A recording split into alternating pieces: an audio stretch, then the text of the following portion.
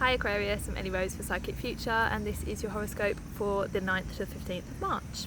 So we've got two things happening this week, two very big things. We have got a full moon in Virgo, and we have got the end of Mercury retrograde. So lots of people have been looking forward to the end of Mercury retrograde just because it causes a lot of problems. It makes people feel very unorganised. A lot of plans kind of get messed up, particularly travel plans, particularly technical problems happen, miscommunications happen with people, you know, everyone's kind of like not really understanding each other, and it can cause problems. So this week, as it is ending, it's linked with this full moon in Virgo because Virgo is ruled by Mercury. So what this is doing is it is trying to show us, hey, this is what your lesson was for Mercury retrograde.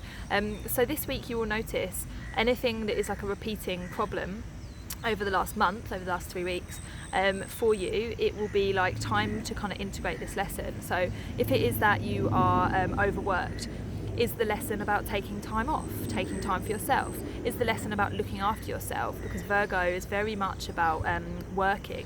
It can represent health problems. It can represent feeling tired or burnt out. So really take a look at that. Have you got too much on your schedule at the moment? Or, you know, is there a way that you can kind of just make your schedule a little bit more fun? You know, like just do some things that are just for you rather than kind of worky responsibility type things all the time.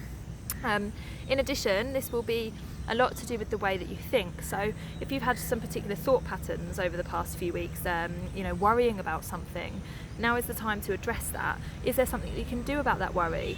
Or is it a worry that you need to just put to bed because you can't do anything about it, you know? It's one of these situations of if there's a solution, then act. If there's no solution, then you've got to stop worrying about it. This is, Virgo is very much a sign that has quite a lot of anxiety attached to it.